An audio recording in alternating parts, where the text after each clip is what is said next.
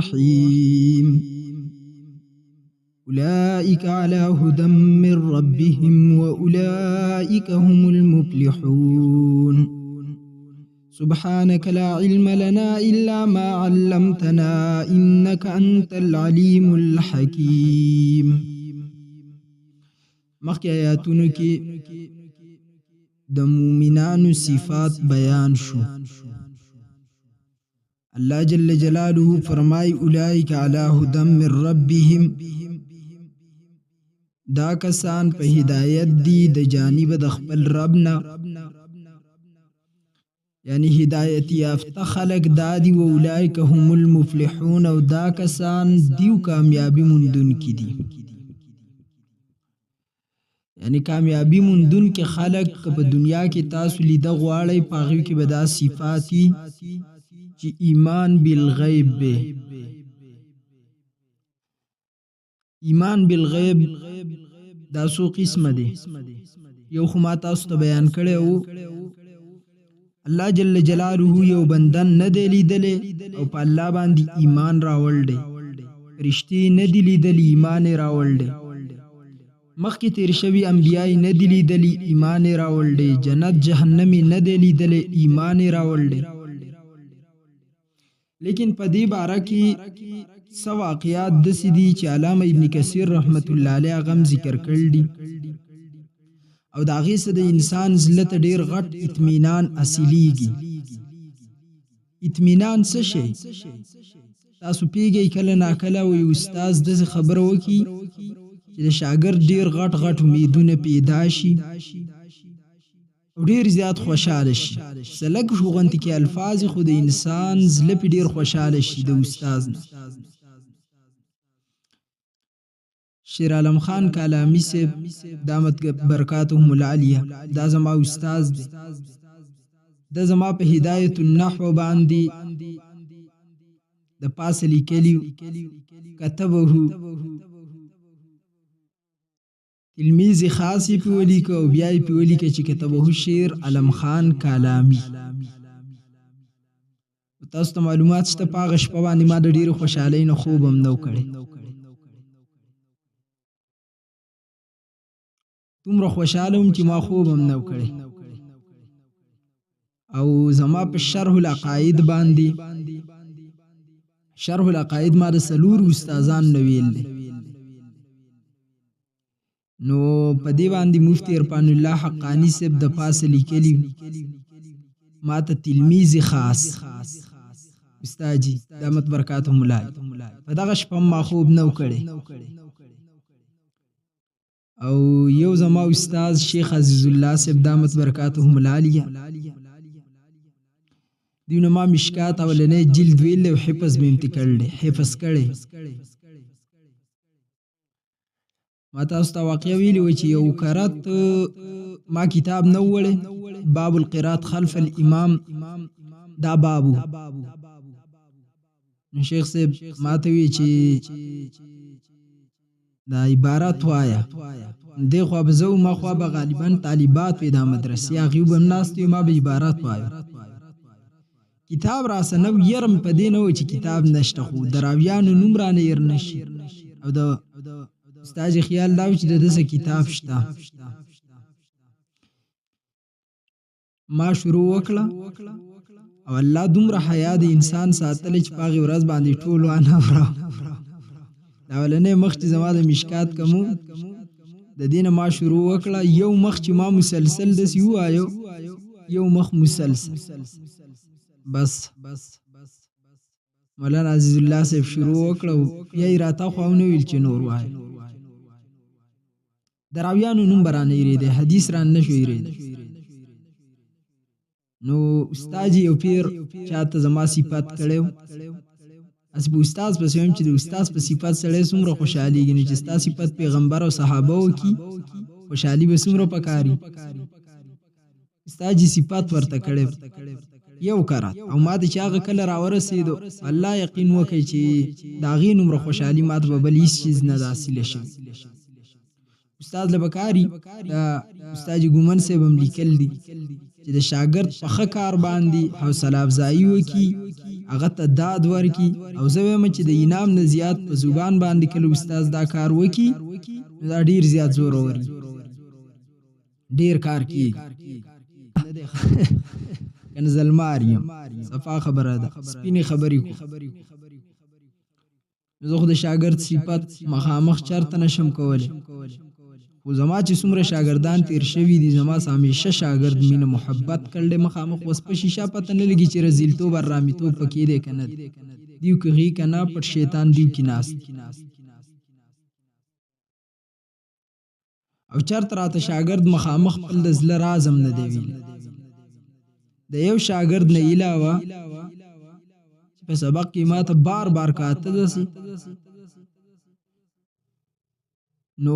زما شاګردان چرته په سبق کې نیغ ماته نه ګوري او چاته قرآن شاګردان یاد هغه له پکارم نه چوب یو کرا دو کرا درې کرا د یو ورځ په سبق کې صرف روزانه نیغ به کاته زما ورته سوچو الګ به است نیغ ماته کاته نو په دغه ورځ باندې چې ما ورته دسی وکاتو ما نن سمول غواړي کنه وهل مینه وزلم وهل نه غوښ ما د سمول غواړي چې بیا لپاره سبق په ټیم کې اوچات نه ګوري ځکه بل الګ بم بیا ګوري بل بم ګوري چې ما په پرواغست مال دس دازنه نه غول مال تر ازنه اوچاته کا نه اوچاته ما ته ول نیغ نیغ ګوري سترګې دی اوچاتي کړي خواته بل الګ ناس وړي کی کلاس کې ورس نام د دومره عمر خو نه دی زما د خیال مطابق ولس کالو دولس کالو الک دی هغه بل ویلو القاری صاحب دا وایي چې زه قاری صاحب مخ ته ګورم مولوی صاحب نو مال مزه راکړه واه دا ولنه زلې چې زما په مخ کې زما شاګرد د زله راز ما تخکارا شو چې دا زما مخ ته ګوري په دی وجه چې زما مخ کاته ولا خوند او مزور کوي یو دورانه خطا یو دوا چون کی چرته شاګرد زما په مخ کې د خبرې ته پریدم هم نه ما کې خوې ده که خبره کې شکایت یو کچې وکي یو ځل په سراغ راته وي ملي چې واړه سبق نه وي مارته زسو دغه آسان جواب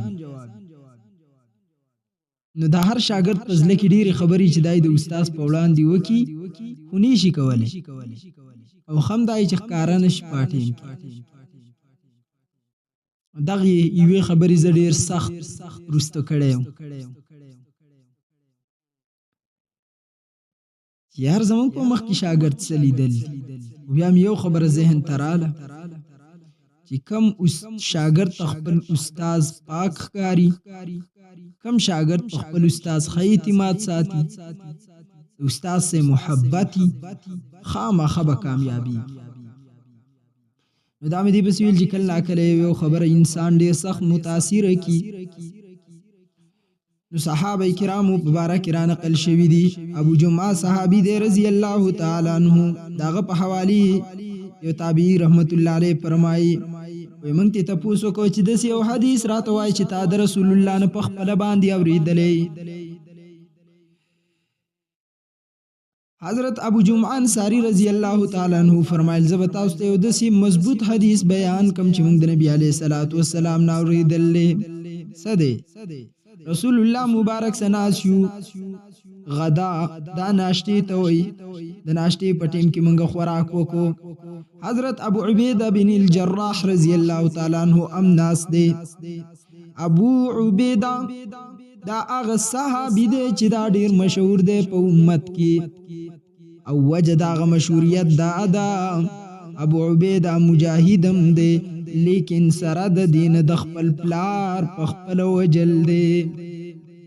اولی وجل زکه چې د جنگ میدانو د الله د فار د خپل پلار قرباني ورکول ډیره مشکله خبره ده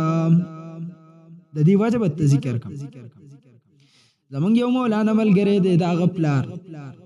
نه پلار ډیر غټ منافقت وانت کې شیطانت پکې ما ورته مخامخ ویل چې مولانا پلار ته دې سلګ نصیحت کوا پوي غلطه ده ما ته پلار ته څوک نصیحت کولې غلطو کې بل پلان مرګستیا کوله لکه مولا دی ابو عبیده د ایمان په مقابل کې خپل پلار دی ته کړي ختم کړي دی ایمانی اوچت کړي د رسول الله علیه السلام شانی اوچت کړي حضرت ابو جمعه فرمایي چې حضرت ابو عبیده بن جراح رضی الله تعالی عنہ په دغه ناشته کې زموږ سناس دی ابو عبیده یا رسول الله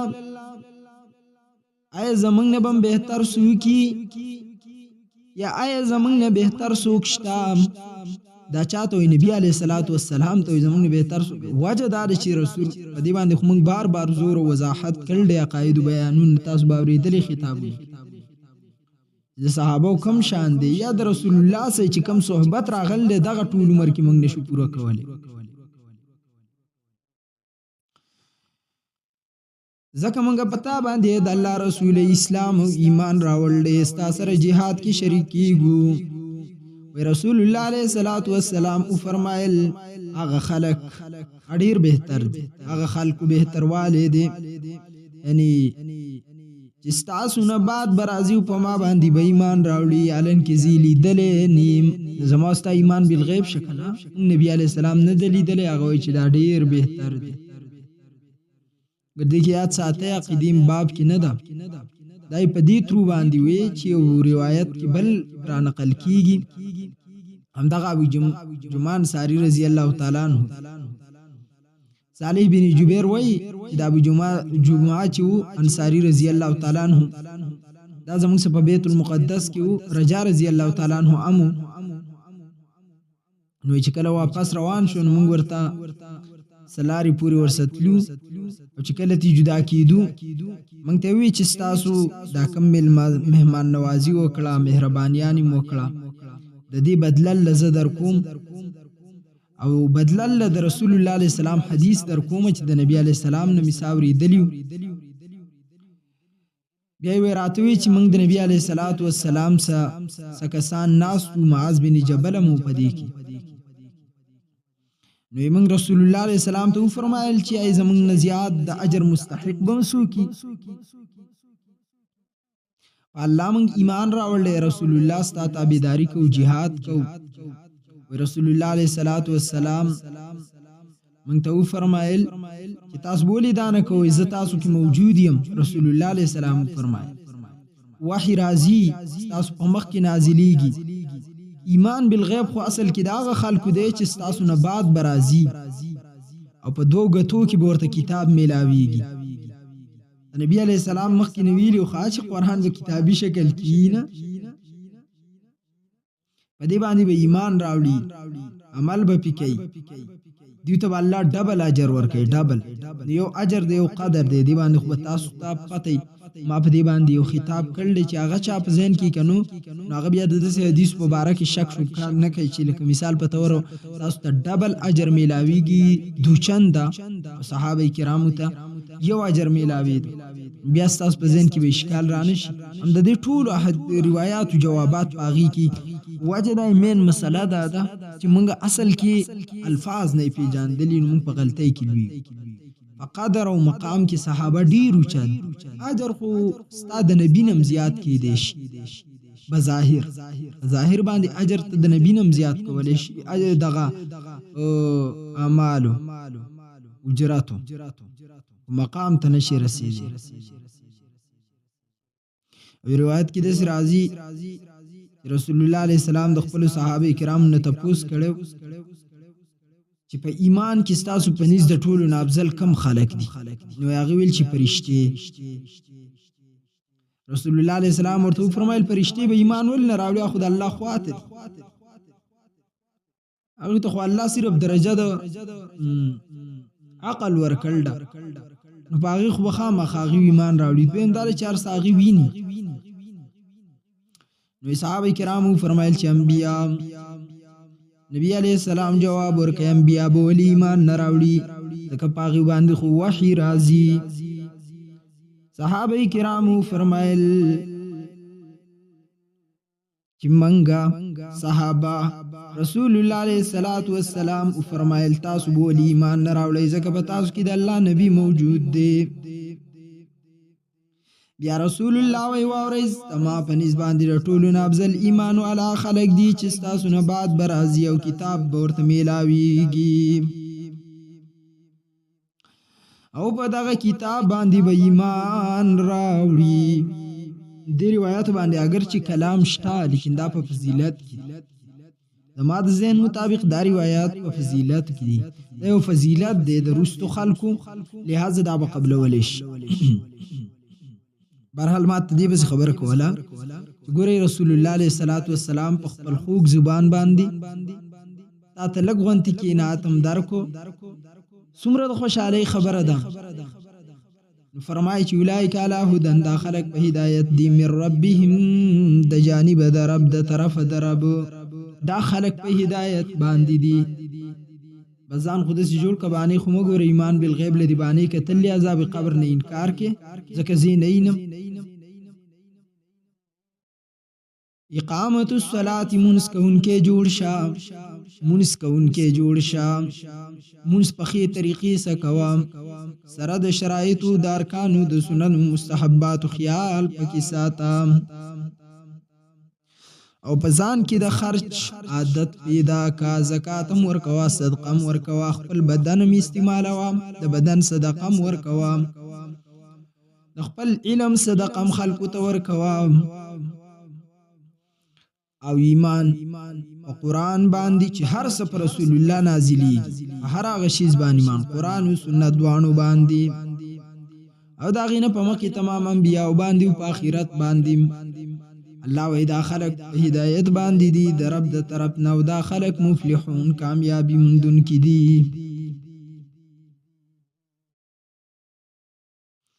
حاجی وزلتا صرف یو مسئلہ یاد شیخ الحدیث و التفسیر شیخ سرفراز خان صفدر سے 3 قسم خلق و حالات لیکل. یو قسم خلق آغی چې د زلنم دهر سکی او منیم او کیم د زلنه منو دی او کئی دا مومنان دی. او دویم قسم خلق چې د زلنه خو منی خو بظاهر نه کوي او یو قسم خلق هغه دي چې د زلنه نه منی او په ظاهر باندې کوي. یو کافر دی او سورۃ البقره ابتدا کې یو دغه بیانې چې د زلنه منی او کوي مومنان. دویم چې نه د زلنه منی او نه کوي دا کافر دی مخکې غلط شوم کنه نه د زلنه منی او نه کوي دا کافر دی چې د ان الذين بعد دا بیانې. او دریم قسم خلق چې د زلنه خو نه منی خو بظاهر کوي لکه منافقان. بس په دې دریو کې هر قسم خلق را باندې او یو بتوکی یو نو بلکې ډیر شی به زما ذهن کې دي چې توخی ادا دي چې د زلنه نه منی په ظاهر باندې کوي او کار د يهوديانو کوي واځه اوس نه هغه باندې زمون کار جاری. برحال الله دې موږ صحیح مهتدین جوړ موږ ته د الله هدایت لار وخی او همیشه د الله جل جلاله نه د دعا کول. نو ډیرو خلکو ایمان په دنیا کې تیر کړل